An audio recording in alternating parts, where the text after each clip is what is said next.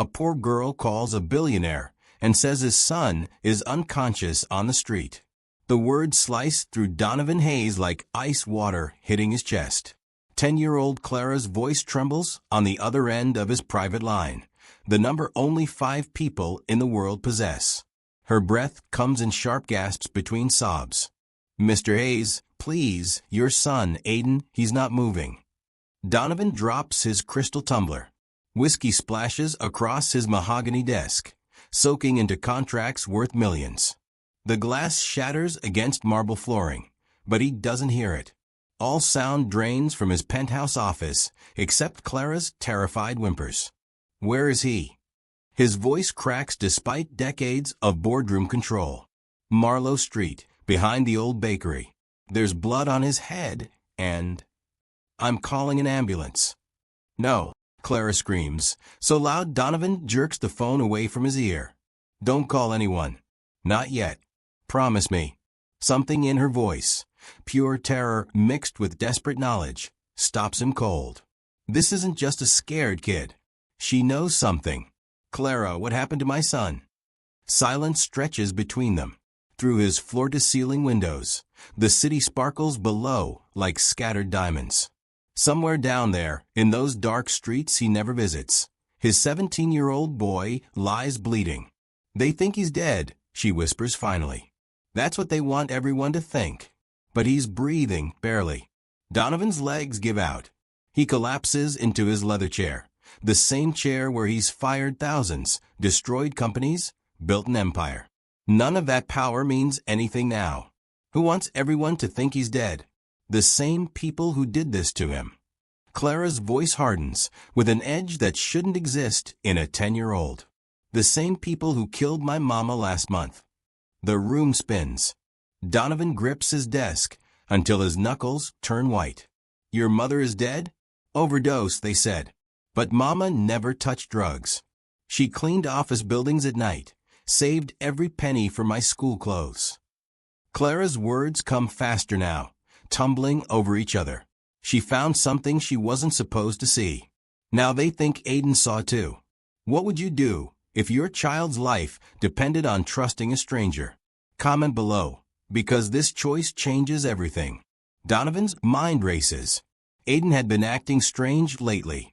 Jumpy. Secretive. Coming home at odd hours with cuts on his hands he wouldn't explain. Donovan assumed it was typical teenage rebellion against their wealthy lifestyle. Maybe Aiden was hanging around the wrong crowd to spite his father's expectations. He never imagined his son might be in real danger. "Clara, why are you helping him? You don't even know us." "Because nobody helped my mama." Her voice breaks. "Because good people are dying and rich people like you just count your money, while kids like me watch our families disappear." The accusation hits harder than any business rival's attack. She's right. When did he last walk these streets? When did he last see the world beyond his tower? "I'm coming now." "Wait." Clara's urgency stops him halfway out of his chair. "Come alone. No security, no driver, no phone calls. If they see anyone official, they'll finish what they started." How do I know this isn't a trap? The question hangs heavy between them. Clara could be anyone, a kidnapper, a con artist, someone targeting his family's wealth. But her tears sound real. Her fear feels genuine. And somewhere in those dangerous streets, his son might be dying. Because, Clara whispers, if this was a trap, Aiden would already be dead. The line goes quiet except for distant sirens echoing through the night. Time is running out, and Donovan faces an impossible choice. Trust a 10-year-old stranger or risk losing his son forever. What's darker than a billionaire discovering money can't save the person he loves most? Donovan's hands shake as he grips the steering wheel of his Bentley, racing through streets he's never seen. Marlowe Street exists in a world parallel to his own. Broken streetlights cast eerie shadows over crumbling buildings, and every alley looks like it could swallow a person whole. He parks behind the abandoned bakery Clara mentioned. The smell hits him first, garbage, urine, and something metallic that makes his stomach lurch. This is where his son has been spending his nights? Aiden. His voice echoes off brick walls covered in graffiti. No response. Panic claws at his throat as he stumbles deeper into the narrow alley. Designer shoes splashing through puddles he doesn't want to identify. Then he sees him. Aiden lies crumpled against a dumpster like discarded trash. Blood mats his dark hair, the same hair Donovan remembers ruffling when his son was small and still looked at him with admiration instead of resentment. Oh God, Aiden. Donovan drops to his knees on the filthy pavement, not caring that his $1,000 suit soaks up grime and worse. He pulls his son's limp body against his chest, feeling for a pulse with trembling fingers. They're weak but steady. Clara was right. Aiden is alive, but barely. I told you to come alone. Donovan spins toward the voice. Clara emerges from the shadows like a ghost. Her clothes are too big, probably hand-me-downs, and dirt streaks her face. But her eyes burn with an intelligence that shouldn't belong to someone so young. I did come alone. Then why do I hear footsteps on the roof? Clara tilts her head, listening to sounds Donovan can't detect. They're watching, waiting to see if you called the cops. Fear shoots through him. Who's watching? The same people who beat your son unconscious. The same people who made my mama disappear. Clara steps closer, her voice dropping to an urgent whisper. They think Aiden saw something he shouldn't have. Something that could destroy very powerful people. Donovan holds his son tighter. Aiden's breathing is shallow, labored. He needs medical attention now, not riddles and conspiracy theories from a 10-year-old. I don't care about powerful people. I care about saving my son. You should care. Clara's eyes flash with dangerous knowledge. Because one of those powerful people is someone you trust. Someone close to your family. Someone who's been watching Aiden for weeks, waiting for the right moment to. A brick crashes into the wall inches from Clara's head, exploding in a shower of dust and fragments. She doesn't flinch. Time's up, she whispers. They know we're here. More footsteps echo from the alley mouth. Heavy boots, multiple people, closing in fast. Clara grabs Donovan's arm with surprising strength. There's a way out, but you have to trust me completely. No questions, no hesitation. Can you do that? Donovan looks down at his unconscious son, then at this strange, fearless child who somehow holds all the answers. Behind them, the footsteps grow louder. The choice is simple. Trust Clara or watch his son die in this filthy alley. But what Clara doesn't know is that Donovan has already made his choice, and it's about to change everything. Get in the car. Now, Clara doesn't hesitate. She slides into the back seat of Donovan's Bentley like she belongs there, dirt from her clothes staining the pristine leather. Donovan carefully lifts Aiden into the passenger seat, his son's head lolling against the headrest. Where's your car seat? The question tumbles out before he can stop it. Clara gives him a look that could melt steel. Poor kids don't get car seats, Mr. Hayes. We get bus passes and prayers. The accusation stings because it's true. As they speed through empty streets toward his estate, Donovan catches Clara's reflection in the rearview mirror. She's watching Aiden with the intensity of a guard dog, ready to fight anyone who threatens him. Why are you doing this? He asks. You don't know us. I know enough. Clara's voice carries weight that shouldn't exist in someone so young.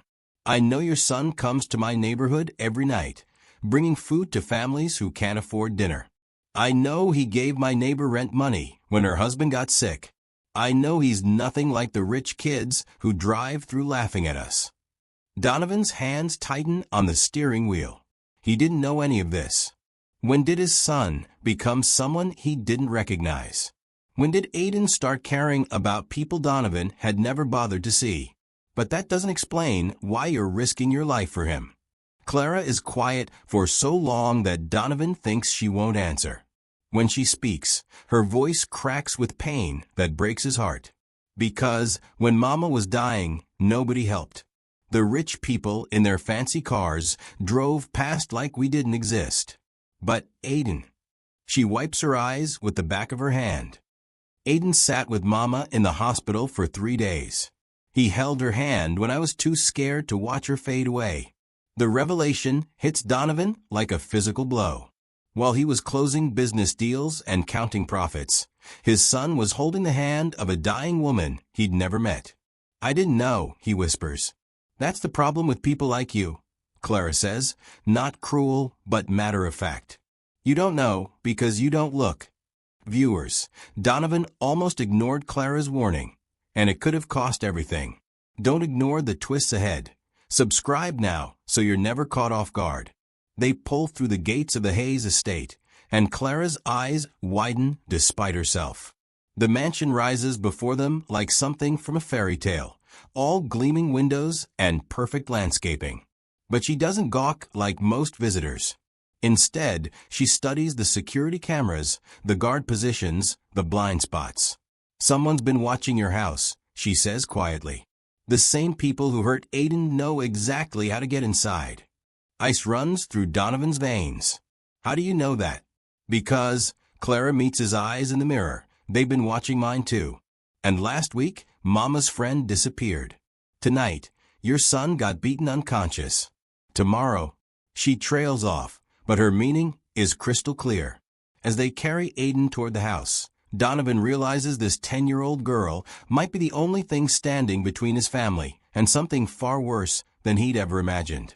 But Clara's phone buzzes in her pocket, and the way her face goes pale tells him their troubles are just beginning. Inside the mansion's marble foyer, Clara looks small and out of place. But she moves with purpose, following Donovan as he carries Aiden to the guest bedroom on the ground floor, safer than the second story if they need to escape quickly. While Donovan tends to his son's wounds with a first aid kit, Clara sits cross-legged on the Persian rug, pulling a battered sketchbook from her backpack. "What are you doing?" Donovan asks, carefully cleaning blood from Aiden's hair. "Drawing what I see." Clara's pencil moves across the paper with swift, confident strokes. "Mama taught me that pictures remember things words forget." Donovan glances over and freezes. The sketch shows Aiden, but not as he appears now, bruised and unconscious. In Clara's drawing, his son radiates light, his hands extended toward shadowy figures as if protecting them from something dark and terrible. "That's impossible," Donovan breathes. "You're drawing him like some kind of hero." Clara doesn't look up from her work. "That's what he is in my neighborhood. Kids call him the Angel of Marlowe Street because he shows up when families need help most." The Angel of Marlowe Street. His son, who Donovan thought was rebelling against their wealth, was actually using it to help people. The irony cuts deep. Aiden had become everything Donovan used to be before money hardened his heart. "He never told me. Would you have understood?" Clara adds delicate shading around Aiden's face, capturing something Donovan has never noticed. A gentleness in his son's features that speaks of genuine compassion. "Or would you have stopped him?" The honest answer terrifies him.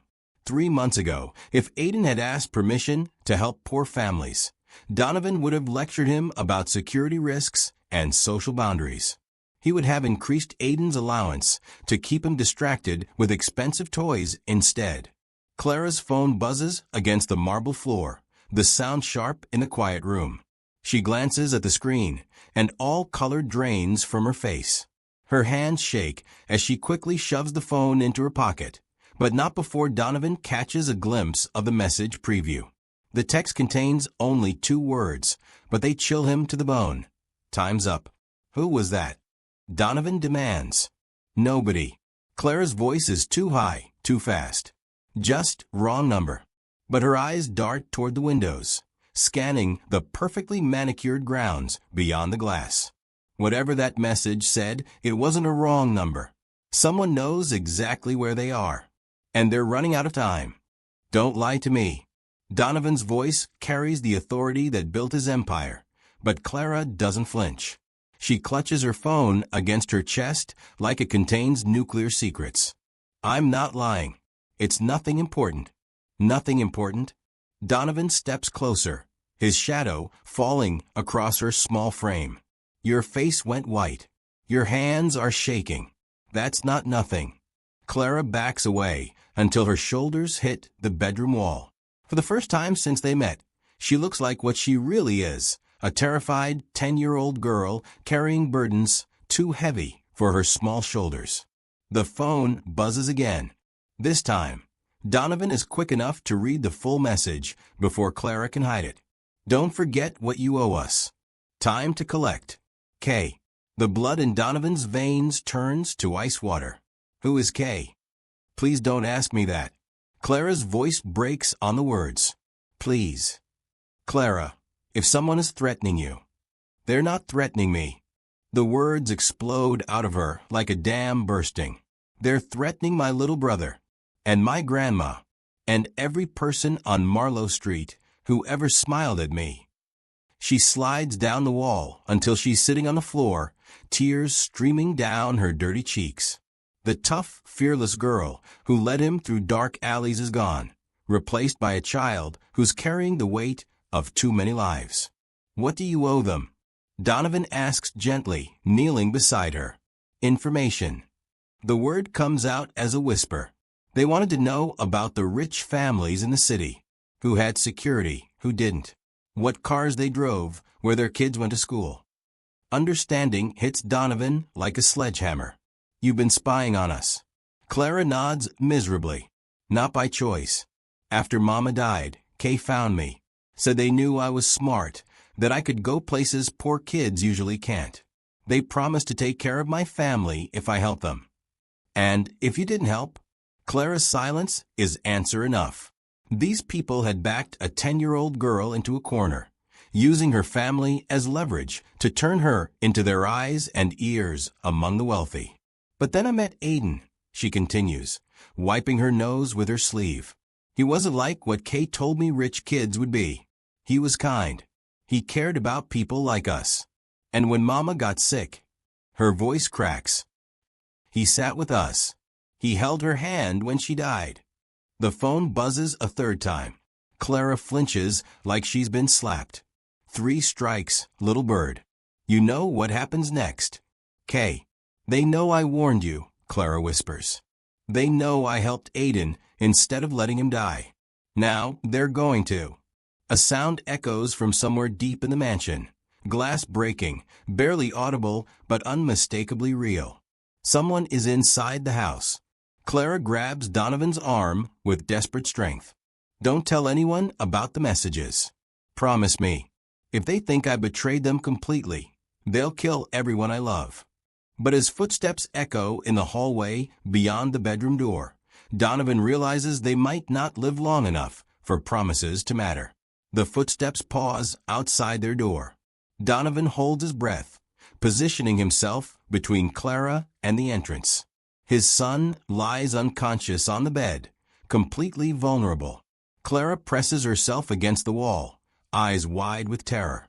Then the footsteps continue past, fading toward the kitchen. Donovan exhales slowly, probably just as housekeeper, returning for something she forgot. But Clara shakes her head urgently. Mrs. Rodriguez left at 6, she whispers. I watched her go. How does she know his housekeeper's schedule? How long has she been watching his house? Before he can ask, Aiden stirs on the bed. His eyelids flutter open, unfocused and confused. Dad. His voice is barely a whisper. I'm here, son. Donovan rushes to his side, relief flooding through him. You're safe now. But Aiden's eyes search the room until they find Clara huddled by the wall. His face transforms, pain replaced by concern that shouldn't be possible for someone with a head injury. Clara, are you okay? He tries to sit up, wincing. Did they hurt you? I'm fine, she lies, moving closer to the bed. How do you feel? Like I got hit by a truck. Aiden manages a weak smile. But you saved me, didn't you? You called my dad. Clara nods, tears threatening again. I promised Mama I'd look after the good people. You're one of the good ones. Donovan watches this exchange with a mixture of wonder and heartbreak. His son, barely conscious, injured, in danger, is worried about a 10-year-old girl he's known for weeks. And Clara, who spent her short life surviving in a world that's shown her nothing but cruelty, risks everything to protect someone who showed her kindness. When did his son become someone capable of inspiring such loyalty? Aiden, Donovan says carefully, Clara told me about your visits to Marlowe Street, about the families you've been helping. His son's face flushes. I can explain. No need to explain. Donovan's voice is thick with emotion he didn't know he still possessed. I'm proud of you. The words seemed to surprise all three of them. When was the last time he'd told his son he was proud? When was the last time he'd meant it? Aiden struggles to focus on his father's face. Dad, there's something you need to know. The people who did this to me, they're not just random criminals. They're organized, connected, and they think I saw something I wasn't supposed to see. What did you see? Documents, photos, evidence of something big. Aiden's voice grows stronger despite his injuries. Kay has people everywhere, police, government, businesses. They're trafficking kids, Dad. Kids from neighborhoods like Clara's. And they're using legitimate businesses to hide the money trail. Clara goes rigid beside the bed. You saw case files? That's why they tried to kill me, Aiden confirms. That's why they killed your mother. She wasn't just a cleaning lady. She was documenting everything she found in those office buildings. Building a case. The pieces clicked together in Donovan's mind like a horrifying puzzle. Clara's mother hadn't died from an overdose. She'd been murdered for uncovering a trafficking ring that reached into the highest levels of society. And now his son had the same evidence. Another sound echoes through the house, closer this time. Footsteps moving with purpose toward their location. We need to go, Clara whispers urgently. Now. But as they help Aiden to his feet, Donovan realizes running might not be enough anymore. Whoever Kay is, they have resources, connections, and nothing left to lose. The hunt has begun, and his family is the prey. 3 weeks earlier, Clara sits on the cracked linoleum floor of their one-room apartment, counting coins scattered across a pizza box that serves as their dinner table. $17.36. Enough for groceries tomorrow, but not enough for both food and her little brother's asthma medication. Clara. 5-year-old Marcus coughs from the mattress they share in the corner. His breathing sounds like sandpaper against wood. Is Mama coming home tonight? Clara forces a smile she doesn't feel. Mama's working late again, baby. Go back to sleep. But Mama isn't working late. Mama is 3 floors up in apartment 4B, passed out from whatever pills the men in expensive suits gave her. The same men who visit every few days, asking questions about the office building she cleans, promising more money if she just pays attention to the right details. Clara knows because she followed Mama one night. Watched through a crack in the door as they showed her photographs of wealthy families, expensive cars, children in private school uniforms. Her mother's hands shook as she signed papers Clara couldn't read. We take care of our friends, the tallest man had said, his voice smooth as poison. And we remember our enemies. Now Mama sleeps 18 hours a day, her eyes empty when she's awake. The medicine money disappeared into whatever debts these men claim she owes them. And Clara has become the adult in a family that's falling apart one day at a time. She walks to the window overlooking Marlowe Street. 3 buildings down, old Mr. Peterson sits alone in his wheelchair, staring at an eviction notice. Across the street, the Chun family's youngest daughter wears the same torn jacket she's had for 2 years. Everyone here is drowning, and nobody with power notices or cares. That's when she first sees him, a teenager in clothes that cost more than her family's monthly rent, carrying bags of groceries to Mrs. Washington's door. He moves carefully, respectfully, like he understands he's visiting someone else's world. Aiden Hayes doesn't belong here, but something in his face tells Clara he belongs here more than he belongs in whatever mansion spawned him. When Mrs. Washington hugs him like he's her own grandson, Clara sees tears in his eyes. For 3 weeks, she watches him return, bringing food, paying rent, sitting with sick kids while their parents work double shifts. He never takes photos for social media, never brags, never treats them like charity cases. He just helps, quietly, like it's the most natural thing in the world. Would you have survived in her shoes? Watching your mother fade away while strangers control your family's fate? The night Mama dies, Clara holds her hand and whispers promises she doesn't know how to keep. Promises to protect Marcus, to find out what really happened, to make sure Mama's sacrifice meant something. But when the men in suits find her the next morning, Clara realizes survival isn't about keeping promises. It's about making impossible choices that save the people you love, even when those choices might destroy you. "We have a job for you," the tall man says, showing her a photograph of the Hayes mansion. And Clara's real nightmare begins. Back in the present, Clara's voice cracks as she tells them the truth. They said Mama owed them $50,000. Money she supposedly stole from their operation.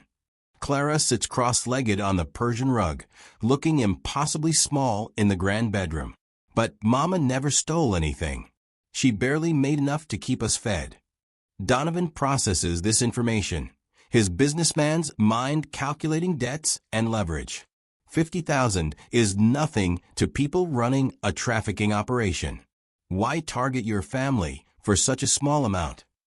Because it wasn't about the money, Clara whispers. It was about control. They needed someone inside the wealthy neighborhoods. Someone invisible. Someone desperate enough to spy on families like yours. The word spy hangs in the air like a blade. Aiden, propped up against pillows, reaches for Clara's hand despite his father's sharp intake of breath. What exactly did they want you to do? Donovan's voice is carefully neutral, but Clara hears the accusation underneath. Watch you. Learn your routines, your security, when you were home alone. Clara's tears fall onto her dirty jeans. They showed me pictures of Marcus beaten and bruised. Said if I didn't cooperate, my little brother would disappear like Mama did. The confession cuts through Donovan's chest. This child has been forced to choose between betraying strangers and watching her family die. What kind of monsters use a 10-year-old's love against her? So you've been reporting on us for weeks, he says, trying to keep emotion out of his voice. At first, yes. Clara looks up, meeting his eyes with heartbreaking honesty. I told them about your gates, your cameras, when Aiden left for school. I hated myself every second, but I kept thinking about Marcus alone in that apartment, scared and hungry. Aiden squeezes her hand tighter. But something changed, didn't it? Clara nods, fresh tears streaming down her cheeks. You weren't what they said you'd be. You weren't spoiled or cruel or selfish. You cared about people like us. You sat with Mama when she was dying, remember? You held her hand and told her stories about your own mother until she smiled for the first time in weeks. The memory hits Donovan like a physical blow. Aiden's mother, his late wife Eleanor, had died of cancer 3 years ago. He didn't know his son still talked about her, still used her memory to comfort others. That's when I decided to protect you instead of helping them, Clara continues. I started feeding them false information. Wrong schedules, fake security details. I thought I could keep you safe while buying time to figure out how to save my family. But they found out, Donovan says. They have people everywhere. Police, teachers, social workers. Someone saw me talking to Aiden at the hospital where Mama died. Someone reported that I was getting too close to the target. Clara's voice drops to a whisper. That's when they decided to kill him. Make it look like a random mugging gone wrong. The pieces clicked together in Donovan's mind. Clara wasn't just a witness to his son's attack. She was the reason Aiden survived it. Her betrayal of the trafficking ring saved his son's life. But it also painted a target on both their families. They'll come for Marcus now, Clara says, voice hollow with defeat. They'll hurt him to punish me for choosing Aiden over them. And there's nothing I can do to stop it. Donovan looks at this brave, broken child who sacrificed everything to save his son. She's been carrying impossible burdens, making adult choices no 10-year-old should face. And now she's prepared to lose everything because she chose compassion over survival. For the first time in years, Donovan Hayes faces a problem his money can't solve and his power can't intimidate. But as he watches Clara comfort his injured son while her own world crumbles, he realizes something profound has shifted inside him. He's finally found something worth fighting for that isn't about profit margins or quarterly reports. He's found a family worth protecting, even if it destroys everything he's built. She's not going anywhere. Aiden's voice cuts through the tension like steel. Despite his head injury, despite the danger, despite everything logical screaming otherwise, he struggles to sit up straighter on the bed. Son, you don't understand the situation. I understand perfectly. Aiden's eyes burn with the same intensity Donovan recognizes from his own mirror. The Hayes determination that built an empire. Clara risked everything to save my life. Now you want to throw her back to the wolves because you're scared. The accusation hits harder than any business rival's attack. I'm not scared. I'm being practical. Practical. Aiden lets out a bitter laugh that sounds too old for 17. Dad, practical is what you call it when you fire 1,000 people to boost stock prices. Practical is what you call it when you donate to charity for tax breaks instead of actually helping people. This isn't practical. This is cowardice. Clara touches Aiden's arm gently. He's right to be worried.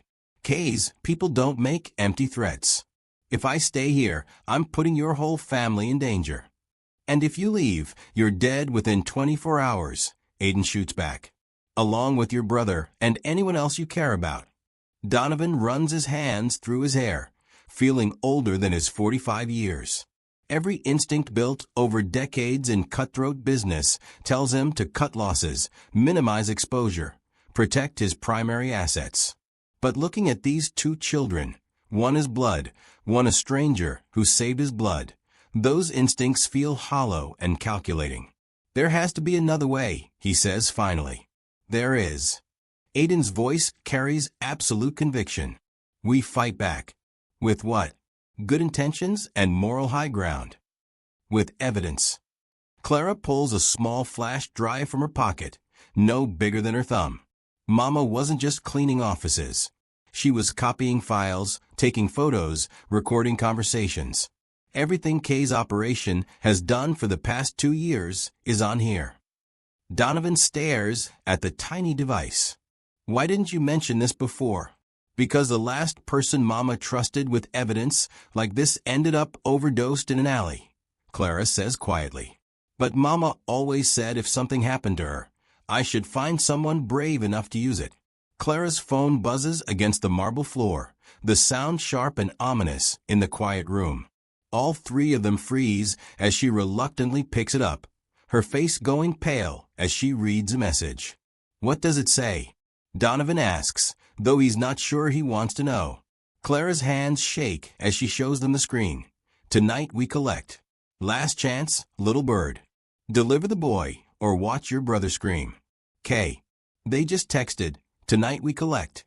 Viewers, if you don't want to miss what happens when danger arrives at Donovan's gates, subscribe now before the next chapter unfolds. How long do we have? Aiden asks, his face grim despite his injuries. Clara checks the timestamp. The message came through 20 minutes ago. Knowing Kay, they're probably already positioning people around the house.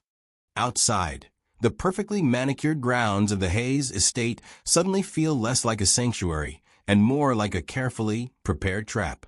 And somewhere in the darkness, people with nothing to lose are closing in on a family that's finally found something worth fighting for. The house shudders as wind picks up outside, or maybe it's just Donovan's imagination. Every shadow beyond the windows seems to hide watching eyes. Every sound could be footsteps approaching with violent intent.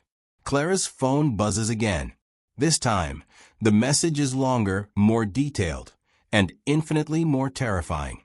Deliver the boy to Warehouse 47, Pier District, by midnight. Come alone. Bring the flash drive. Any tricks, any police, any deviation from these instructions, and we start mailing pieces of your brother to your grandmother's apartment. You have 90 minutes. K. Clara drops the phone like it's on fire. They have Marcus. The words punch through Donovan's chest. Somewhere across the city, a 5-year-old boy with asthma sits in darkness, probably crying for his sister, while monsters use his terror as leverage. We call the police, Donovan says, reaching for his phone. No. Clara and Aiden shout simultaneously. Kay owns half the police force, Clara explains, her voice hollow with despair. The detective who investigated Mama's death? He drives a car that costs more than most people make in a year. The social worker who placed Marcus in emergency care? She never filed the paperwork, just handed him over to Kay's people. Donovan's business mind races through possibilities, calculating odds and risks like he would for any hostile takeover. But this isn't business. This is war against an enemy that plays by different rules entirely. Then we pay them, he says finally. Whatever they want. Money, properties, stocks. I'll liquidate everything if necessary. Clara shakes her head. They don't want money. They want Aiden dead because of what he saw. They want me silenced because of what Mama discovered. And they want that flash drive destroyed because it's the only evidence that can bring down their entire operation. So we give them what they want and then they kill all of us anyway, Aiden interrupts. Dad, you don't negotiate with people like this. You don't buy them off or intimidate them. They're not businessmen, they're predators. And predators only understand one language. Donovan looks at his son, really looks at him for the first time in years. When did this boy become someone who understood the darker realities of power? When did he develop the courage to stare down death itself? What language is that? Donovan asks quietly. Force. The word hangs between them like a challenge. Donovan Hayes built his fortune through calculated risks, strategic thinking, and overwhelming financial pressure. He's never solved a problem through violence because violence is messy, unpredictable, and impossible to control through spreadsheets and profit margins. But tonight, his money means nothing. His connections are compromised. His usual weapons are useless against an enemy that operates in shadows and feeds on fear. They won't touch you, he says, looking directly at Clara. Not while I breathe. Fight with money or fight with law? What would you choose when your family's lives hang in the balance? Clara stares at him in amazement. You'd really risk everything for me? For Marcus. You saved my son. You chose his life over your own safety. Donovan's voice grows stronger with each word. That makes you family. And I protect my family. It's the first time he said the word family in years and actually meant it. For too long, family had been a business arrangement. Aiden as heir to the Hayes legacy, their relationship reduced to quarterly reports on grades and achievements. But family isn't about blood or money or legacy planning. Family is about sitting with dying strangers in hospital rooms. Family is about 10-year-old girls choosing courage over survival. Family is about finding people worth dying for instead of things worth living for. Outside, car engines purr in the distance. Too many cars moving too slowly through his exclusive neighborhood. Kay's people are getting into position, surrounding the house like a pack of wolves circling wounded prey. 90 minutes until midnight. 90 minutes to save a 5-year-old boy and destroy a trafficking ring that's operated in shadows for years. But Donovan Hayes didn't build an empire by accepting impossible odds. And tonight, he's about to discover what happens when a billionaire stops fighting for profit and starts fighting for something that actually matters. Within 30 minutes, Donovan's estate transforms into a fortress. Elite security specialists, men he's used for corporate espionage and hostile takeover protection, arrive in unmarked vehicles. They sweep the grounds with military precision, installing motion sensors, infrared cameras, and communication jammers that could block a small army's coordination efforts. Perimeter is secure, Mr. Hayes, reports Captain Torres, a former Navy SEAL whose services cost more per hour than most people earn in a month. But if these people are as connected as you say, we're buying time, not safety. Donovan nods grimly. Money can purchase the best security in the world, but it can't buy back innocence once it's lost. And watching Clara pace the marble floor of his living room, phone clutched in her small hands, he realizes how much innocence this child has already sacrificed. They have Marcus, she whispers for the 100th time, as if saying it will somehow change reality. He's probably scared and hungry and wondering why I'm not coming to save him. Aiden, despite his head injury, sits on the couch and pats the cushion beside him. Come here. Clara hesitates, then settles next to him like a wounded bird seeking shelter. Her tough exterior cracks as tears threaten to spill over. Tell me about Marcus, Aiden says gently. He's 5. He loves dinosaurs and chocolate milk and drawing pictures of Mama. Clara's voice breaks on the last words. When Mama got sick, he used to crawl into bed with us and tell her jokes he made up himself. Terrible jokes that made no sense, but Mama would laugh anyway because... She can't finish the sentence, but Donovan understands. Her mother laughed because love makes even bad jokes precious when time is running out. Marcus sounds like a fighter, Aiden says. Just like his big sister. I'm not a fighter, Clara protests. I'm just a kid who got stuck with grown-up problems. Donovan watches his son comfort this brave, broken child and feels something shift deep in his chest. 3 hours ago, Aiden was just another teenager rebelling against privilege. Now Donovan sees him clearly, a young man who inherited the best parts of his mother's compassion and his father's determination, combining them into something neither parent achieved alone. Being scared doesn't make you weak, Aiden tells Clara. It makes you human, and humans protect each other.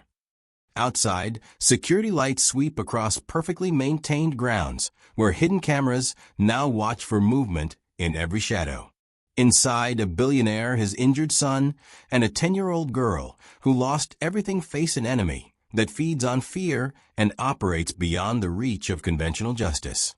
But something else is growing in this unlikely family, something Kay's organization never expected to encounter. Hope.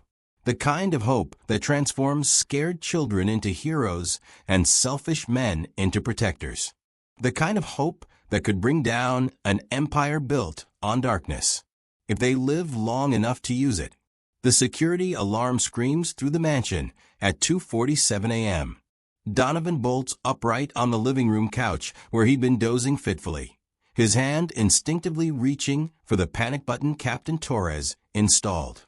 But Torres is already moving, his team's voices crackling through earpieces as they converge on the breach point. East Wing, 2nd floor, Torres reports, his voice deadly calm. Single intruder, moving toward the main staircase. Clara and Aiden huddle together on the opposite couch, both wide awake despite the late hour. Neither had been able to sleep knowing Marcus was somewhere in the city, terrified and alone. Stay here, Donovan orders, grabbing a heavy crystal paperweight from his desk, the closest thing to a weapon in his previously peaceful home. Mr. Hayes, we have him cornered. Torres's voice comes through the speaker system. Northeast guest bedroom. He's not moving. But when they reach the 2nd floor, they find something unexpected. The intruder isn't armed. He's not even adult, maybe 16 years old, wearing a hooded sweatshirt and jeans that have seen better days. He sits cross-legged on the bedroom floor, hands visible, completely calm despite being surrounded by armed security. I'm here to deliver a message, the boy says in a voice that carries no fear. Nothing more. Torres keeps his weapon trained on the kid while 2 other guards search him for weapons, finding only a single cell phone in his pocket. Who sent you? Donovan demands. The boy pushes back his hood, revealing a face marked by old bruises and fresh cuts. But it's the tattoo on his neck that makes Clara gasp from the doorway behind them. A broken circle symbol, like a snake eating its own tail with a gap where the mouth should connect. Kay sends regards, the boy says, holding up his phone. You have 47 minutes until the deadline. Time to make your choice. Torres takes the phone and hands it to Donovan. The screen shows a live video feed, a concrete room with no windows, where a small boy sits on a mattress, clutching a stuffed dinosaur. Marcus. Clara's little brother looks unharmed but terrified, his eyes red from crying. Marcus. Clara pushes past the security team, reaching for the phone. On screen, the 5-year-old seems to hear her voice. He looks up toward the camera with desperate hope. Clara? Clara, where are you? Marcus's voice comes through tiny speakers, breaking everyone's heart simultaneously. I'm coming, baby, Clara whispers to the screen. I'm coming to get you. The boy messenger stands up slowly, his movements careful and non-threatening. Kay wants the flash drive and the Hayes boy. Warehouse 47, Pier District. Come alone, or the little one starts screaming. He pauses at the bedroom doorway, looking back with eyes that have seen too much for someone barely old enough to drive. For what it's worth, he says quietly, I hope you find another way. Kids like us don't usually get heroes. Torres starts to follow, but the boy shakes his head. I know the way out. And you've got bigger problems than chasing messengers. He's gone before anyone can stop him, disappearing into the night like a ghost with too much practice at staying invisible. Clara stares at the phone screen where Marcus continues calling her name, and Donovan realizes they're not just fighting a trafficking ring anymore. They're fighting for the soul of every child this city has forgotten. I've seen that symbol before. Clara's voice is barely a whisper, but it cuts through the tension like lightning through dark clouds. She touches her own neck where the messenger boy's broken circle tattoo had been, her fingers trembling against her skin. Where? Donovan asks, though part of him dreads the answer. Everywhere. Clara sinks into the nearest chair, suddenly looking far older than her 10 years. The man who came to Mama's funeral had it tattooed on his wrist. The social worker who was supposed to help us after Mama died. She wore it as a pendant on her necklace. Even Dr. Rodriguez at the free clinic where Marcus gets his asthma medicine has a pin with that symbol on his coat. The implications hit Donovan like a physical blow. How many people are we talking about? I don't know. Dozens, maybe hundreds. Clara's voice grows stronger as understanding dawns in her eyes. They're not just criminals hiding in dark alleys, Mr. Hayes. They're teachers and doctors and police officers and social workers. They're the people we're supposed to trust to keep kids safe. Aiden struggles to sit up straighter on the couch, wincing through his head injury. That's how they do it. They don't snatch kids off the street. They use the system itself. Social services, medical records, school attendance databases. They identify vulnerable families and then slowly take control. Clara nods miserably. When Mama started getting sick from those pills, suddenly every official who was supposed to help us had that symbol somewhere. The caseworker who said our apartment was unsafe. The doctor who prescribed Mama stronger medication instead of helping her get clean. Even the teacher who reported Marcus for being disruptive when he was just scared about Mama. Donovan's business mind processes this information like analyzing a hostile takeover. But the scope is staggering. They've infiltrated the entire child welfare system. Not infiltrated, Clara corrects. They are the system. At least the parts that matter. The parts that decide which kids disappear and which families get destroyed and which cases get ignored. The room falls silent as everyone absorbs the horrifying truth.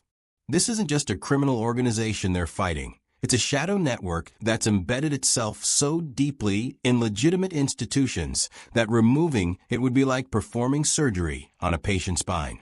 Captain Torres breaks the silence with military pragmatism. If they have people in law enforcement, we can't trust police backup. If they control social services, we can't rely on official child protection. And if they're monitoring medical facilities. He trails off, but his meaning is clear. They're completely alone against an enemy that owns the very system designed to protect children. Clara looks at each of them, a billionaire his injured son, and a team of elite security specialists, and sees the same realization dawning in their eyes. Money, power, weapons, connections, none of their advantages matter when the enemy controls the referees. Now you understand, she says quietly, why kids like me don't usually get heroes. The heroes work for the bad guys. But as Clara speaks these words, something unexpected happens. Instead of despair, Donovan feels a cold anger building in his chest. Not the hot rage of a man whose property has been threatened, but the ice-cold fury of someone who's finally seen evil for what it truly is. And evil, he's just realized, has made one critical mistake. It's threatened his family. At dawn, Donovan makes 3 phone calls that will change his life forever. The first call cancels every meeting for the next month. Board presentations, merger negotiations, quarterly reviews. Everything that built his empire gets pushed aside with a single instruction to his assistant. Tell them I'm dealing with a family emergency. The second call liquidates $50 million in assets. Not for ransom or bribery, but for something more dangerous, independence. Money that can't be traced, frozen, or controlled by anyone connected to Kay's network.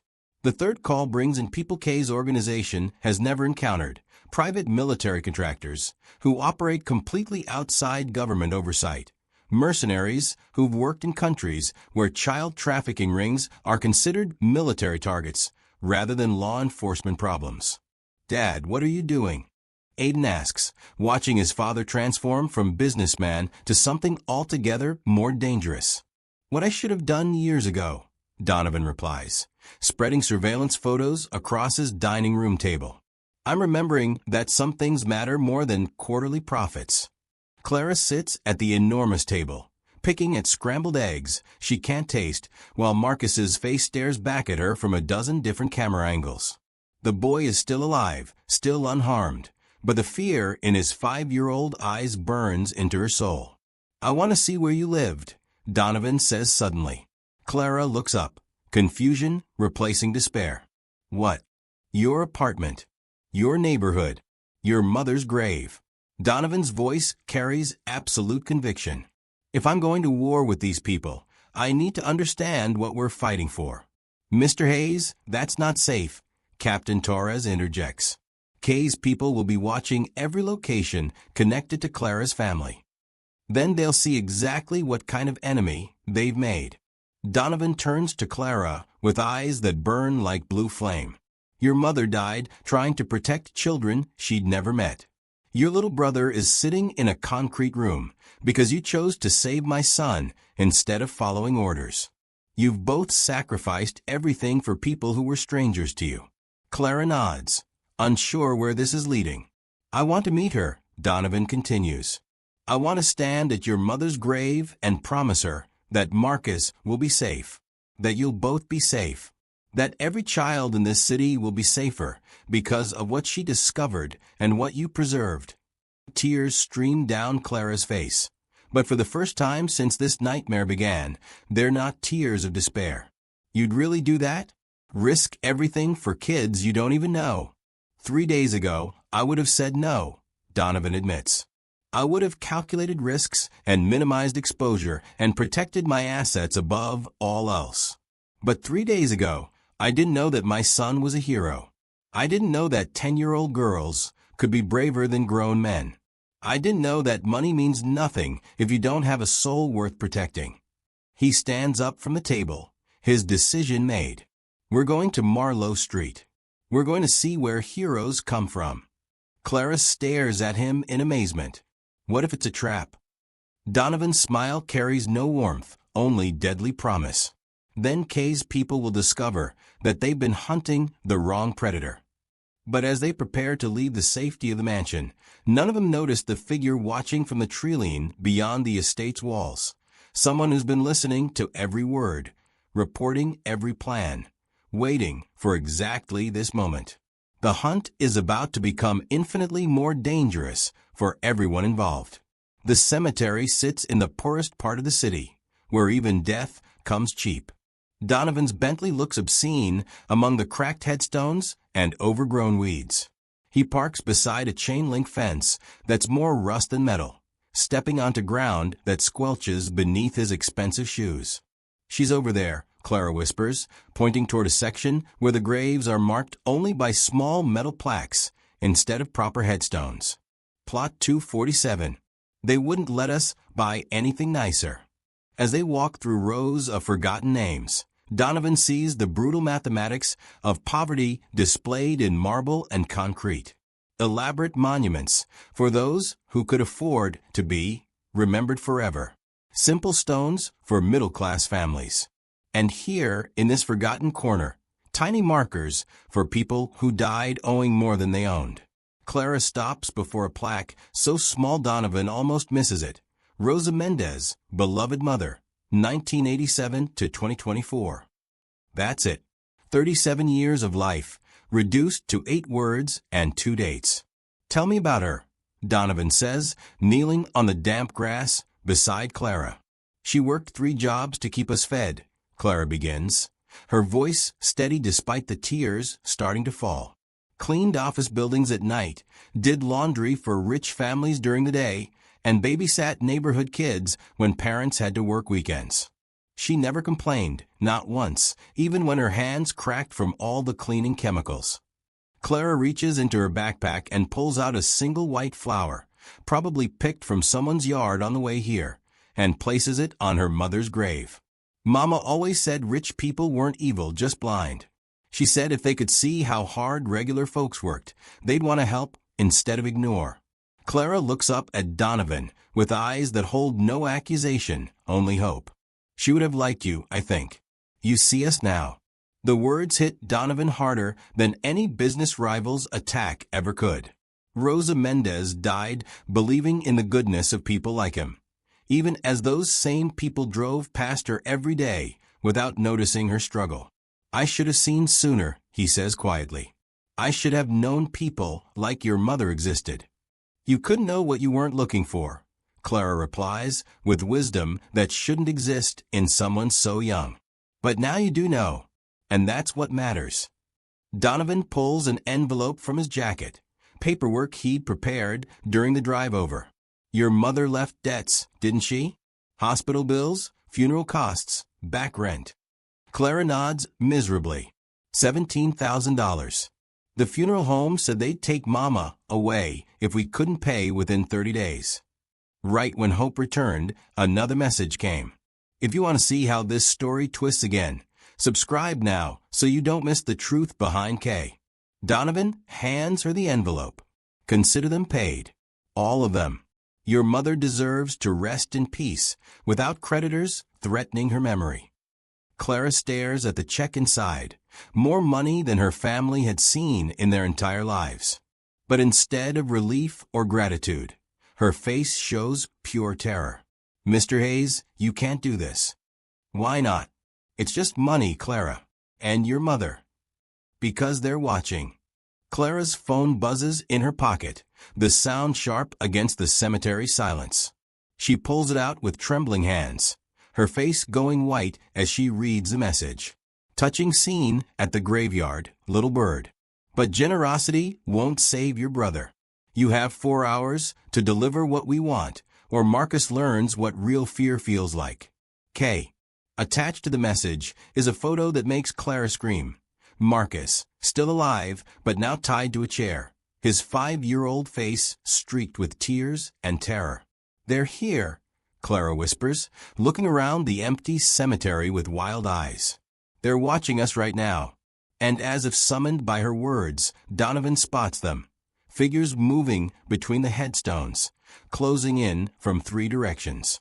Not random criminals, but professionals who move with military precision through the maze of graves. They've been led into a trap, and the only way out is through a graveyard where too many children are already buried. Captain Torres's voice crackles through Donovan's earpiece as shadows converge on Rosa Mendez's grave. "Sir, we have multiple hostiles moving on your position. This was planned. They knew exactly where you'd be." Donovan pulls Clara behind a large marble monument, his mind racing through possibilities. How did Kay's organization know they would come here? How did they know about his promise to visit Rose's grave?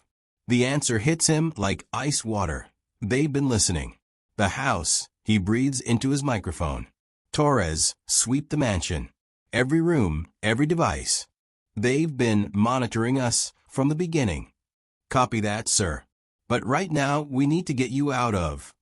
Gunfire erupts across the cemetery, sharp cracks echoing off headstones as Torres's backup team engages the approaching figures. Clara presses herself against Donovan's chest, her small body shaking with terror. Why won't they just leave us alone? She whispers.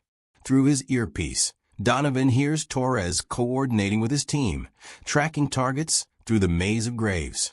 But something in the man's voice suggests this isn't going according to plan. Sir, these aren't street thugs, Torres reports. Military training, professional equipment, coordinated tactics. We're not dealing with local criminals anymore. The implications chilled Donovan to the bone. Kay's organization isn't just a trafficking ring operating in shadows.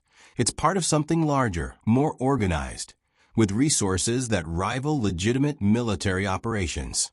How many enemies have I made, he wonders aloud, thinking of all the companies he's destroyed, all the competitors he's crushed, all the communities displaced by his developments. This isn't about your business enemies, Clara says, surprising him with her insight. This is about what Aiden saw, what Mama discovered. Kay doesn't care about your money or your companies. They care about staying hidden. She's right, of course. This level of organization, this degree of infiltration into legitimate institutions, represents years of careful planning. Kay's network has grown like a cancer through the city's infrastructure, and now that their existence is threatened, they're responding with the desperation of cornered animals. But cornered animals are the most dangerous kind. Torres's voice cuts through his thoughts. Hostiles retreating, sir. But they left something behind, a phone with a message. Donovan looks down at Clara, whose face has gone pale with understanding. Another message means more threats, more leverage, more impossible choices. What does it say? He asks Torres. You have 3 hours to bring the boy and the flash drive to Warehouse 47. Come alone, or they start sending pieces of the little one home in boxes. Clara's phone buzzes simultaneously with an image that makes her sink to her knees among the tombstones. Marcus, now blindfolded and gagged, surrounded by men in military gear who look nothing like the street criminals they'd imagined. Kay's network isn't just organized. It's an army. They make it back to the estate, but safety feels like an illusion now. Captain Torres briefs them in the living room while his tech specialist tears apart electronic devices, looking for the surveillance equipment that's been feeding information to Kay's organization. Found it, the specialist announces, pulling a device no bigger than a button from inside the landline telephone. Military grade, probably active for weeks. They've heard every conversation, every plan, every strategy we've discussed. Donovan stares at the tiny piece of technology that's been betraying them. How did they get inside the house? Could have been anyone, Torres replies grimly. Delivery person, maintenance worker, cleaning staff. These devices are designed to be planted quickly by someone with minimal access. The violation feels deeper than any corporate espionage Donovan has ever faced. Kay's people haven't just been watching. They've been living in his home, listening to his family's most private moments, turning his sanctuary into their intelligence operation. Clara sits on the couch, clutching her phone like it contains her brother's life, which in many ways it does. Every few minutes it buzzes with updates from Kay, photos of Marcus looking more terrified, countdown timers showing dwindling hours, GPS coordinates for the final exchange. We need a new plan, Aiden says from his spot beside Clara. Despite his head injury, his thinking is clearer than ever. Something they haven't heard, can't predict. But before anyone can respond, the lights go out. Emergency power kicks in seconds later, bathing the room in red light that makes everyone look like they're bleeding. Through the windows, Donovan can see his perfectly manicured grounds have gone completely dark. Even the security lighting has been disabled. They're here, Torres announces, his team already moving to defensive positions. Full blackout, coordinated attack. This is what we trained for. Shapes move across the grounds. Too many shapes, approaching from every direction with the precision of a military assault. Kay's people aren't just trying to kidnap Clara and Aiden anymore. They're trying to eliminate everyone who knows their secrets. Why now? Clara asks, her voice surprisingly steady. Why attack the house when they could have just waited for us to bring Aiden to the warehouse? It's a good question, one that makes Donovan's blood run cold as he realizes the answer. Because they never intended to honor the exchange, he says quietly. They were going to kill Marcus, whether we cooperated or not. This attack, it's them cleaning up loose ends. The revelation hits Clara like a physical blow. All her sacrifices, all her desperate attempts to save her little brother, have been meaningless from the start. Kay's organization never planned to let any of them live. Torres's voice cuts through the despair. Sir, we have breaches on 3 sides. They're not trying to capture anyone. They're shooting to kill. Outside, automatic weapons fire erupts across the estate grounds. Kay's army has come to finish what they started, and this time, there's nowhere left to run. But as Donovan watches Clara's face transform from despair to fury, he realizes they're not dealing with a helpless 10-year-old girl anymore. They're dealing with someone who has absolutely nothing left to lose. No. Aiden's voice cuts through the chaos of gunfire and shouted orders like a blade through silk. Everyone in the room turns to stare at him. This 17-year-old boy with a head injury who just said no to his billionaire father's security team. No. Donovan repeats, incredulous. No, we're not running. No, we're not hiding. And no, we're not letting these people destroy any more families. Aiden struggles to his feet, swaying slightly but standing firm. Clara's family stays with us. Permanently. Son, this isn't the time for noble gestures. This is exactly the time, Aiden interrupts, his voice carrying an authority Donovan has never heard before. Dad, look around. Look what we've become because we ignored people like Clara for so long. Through the red emergency lighting, Clara watches father and son face off while bullets shatter windows in distant rooms.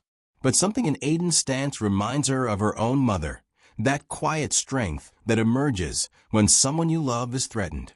Kay's organization exists because wealthy people like us built walls instead of bridges, Aiden continues, his words precise despite his injuries.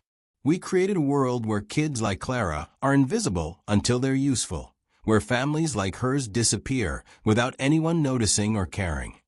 Donovan opens his mouth to argue, but Aiden isn't finished. You want to know why I started visiting Marlowe Street? Because I was ashamed. Ashamed of having everything, while people like Rosa worked 3 jobs just to keep food on the table. Ashamed of living in a mansion, while Marcus slept on a mattress in a 1-room apartment. Clara feels tears starting again, but these are different, not tears of fear or despair, but something approaching hope.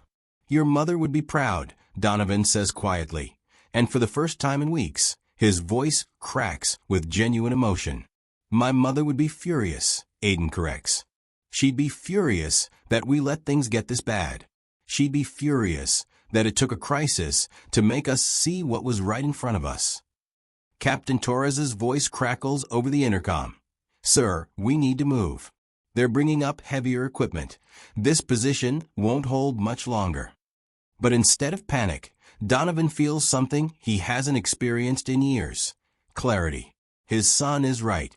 They've spent so long building walls to protect their wealth that they forgot wealth without purpose is just elaborate imprisonment. Torres, he says into his microphone, change of plans. We're not evacuating. Sir, we're going on the offensive. These people have terrorized families like Clara's for too long. Tonight, that ends. Clara stares at him in amazement. You'd really fight for us? For kids you don't even know. I'm fighting for the kids I should have known, Donovan replies. I'm fighting for the world my son deserves to inherit. And I'm fighting because your mother believed people like me could be better than we've been. Aiden grins despite the danger, despite his injuries, despite everything. So what's the plan, Dad? We use their overconfidence against them. They think they're hunting a helpless billionaire, his injured son, and a scared little girl. Donovan's smile carries no warmth, only deadly promise. They have no idea they're walking into a trap set by people who finally have something worth dying for. Outside, Kay's forces close in on what they believe is a mansion full of cowering victims. But inside, something new is being born, a family forged not by blood or money, but by the shared determination to protect those who cannot protect themselves. And families like that, Donovan is about to discover, are the most dangerous opponents of all. The war for Marcus, for Clara, for every forgotten child in the city, is about to begin in earnest. 6 hours later, the battle is over. Kay's forces retreated at dawn, leaving behind equipment, casualties, and something they hadn't expected to lose, Marcus. Torres's team had tracked the boy's location through surveillance footage and intercepted the transport before Kay's people could relocate him again. Now 5-year-old Marcus sits on Clara's lap in the mansion's living room, clutching his stuffed dinosaur and refusing to let go of his sister. His face is streaked with tears, but he's alive, unharmed, and safe for the first time in days. Clara. His voice is small, confused. Are the bad men gone? They're gone, baby, she whispers, though her eyes meet Donovan's with a look that says they both know it's not entirely true. Kay's organization is wounded, not destroyed. Scattered, not eliminated. But for now, in this moment, they're safe. Donovan watches Clara stroke her brother's hair with hands that have seen too much violence, too much fear, too much responsibility for someone her age. She's been carrying the weight of adulthood since her mother died, making impossible choices that no 10-year-old should ever face. This is your home now, he tells them both. For as long as you want it to be. Clara looks around the grand living room. Marble floors, crystal chandeliers, artwork worth more than her old neighborhood's annual rent combined. 3 days ago, this place represented everything she'd been taught to resent about wealthy people. Now it feels like the first real sanctuary she's ever known. What about school? What about our friends on Marlowe Street? She asks, practical even in the face of luxury. You'll go to the best schools in the city, Aiden says from the couch where he's been observing this family reunion with quiet satisfaction. But we'll still visit Marlowe Street. Still help the families there. Still make sure no other kids go through what you went through. Marcus perks up at this. Can I bring my dinosaurs to school? The innocent question breaks the tension in the room, making everyone laugh despite everything they've been through. Here's a 5-year-old boy who's been kidnapped, threatened, and terrorized, and his biggest concern is whether his toys are welcome in his new life. You can bring anything you want, Donovan says, kneeling beside Clara's chair. This is your family now. All of us. The word family still feels strange in his mouth after years of treating relationships like business transactions. But watching Clara's face light up with something approaching hope, watching Marcus giggle as Aiden makes dinosaur sounds, Donovan realizes family isn't about blood or money or legal documents. Family is about choosing to protect each other when the world gets dark. But even as they celebrate this victory, even as Clara finally allows herself to believe in safety, none of them notice the figure watching from the tree-line beyond the estate's damaged gates. Kay's war isn't over. It's just beginning. The confiscated phone buzzes at midnight, 3 days after the attack. Donovan finds it on Torres's desk in the security office, vibrating against steel with an insistence that makes his blood run cold. The screen shows a single message from a number they haven't seen before, but the signature is unmistakable. You chose the girl. You chose wrong. We'll be watching. Kay. Torres looks over his shoulder at the message, his face grim. Sir, we swept every device in the house. This phone was completely isolated, battery removed, stored in a signal-blocking container. There's no way they should have been able to. They found a way, Donovan interrupts, understanding finally settling over him like ice water. Kay's organization isn't just well-funded or well-connected. They have resources that operate beyond conventional technology, beyond normal security measures. They're not just criminals. They're something else entirely. What does it mean? Torres asks. You chose wrong. Donovan thinks about the choice Kay referenced. 3 days ago, when their forces attacked the estate, he had a decision to make. Sacrifice Clara to protect his business empire, or risk everything to save a 10-year-old girl he'd known for less than a week. He'd chosen Clara, chosen family over profit, courage over safety, love over fear. And now Kay wants him to know that choice will have consequences. It means this isn't over, Donovan says quietly. Through the office window, he can see Clara and Marcus playing in the mansion's garden under the watchful eyes of security guards. Clara pushes her little brother on a swing that cost more than their old apartment's monthly rent. Both children laughing with the pure joy of siblings who thought they'd never see each other again. Aiden sits nearby, sketching in a notebook, probably drawing ideas for the children's center they've been planning for Marlowe Street. His head injury has healed, but more importantly, his heart has healed too. He's found his purpose in protecting people who need protection. They look like a normal family enjoying a peaceful afternoon. But Donovan knows peace is temporary when predators are still hunting. Sir. Torres waits for orders, for a plan, for some indication of how they'll handle this ongoing threat. But Donovan surprises him by smiling, not the cold, calculating smile of a businessman, but the warm, determined smile of a father who's found something worth defending. Let them watch, he says, pocketing the phone. Let them see what happens when they threaten family. Kay's organization made one critical error in their psychological warfare. They assumed Donovan would be weakened by fear, paralyzed by the knowledge that enemies were watching from shadows. Instead, they've given him clarity. They've shown him exactly what he's fighting for and why the fight matters more than the outcome. Clara and Marcus are safe. Aiden has found his purpose. The Hayes family, born not from blood but from choice, is stronger than ever. And if Kay wants to keep playing games in the shadows, they'll discover that some prey fight back with the ferocity of predators. The story ends not with perfect safety, but with perfect resolve.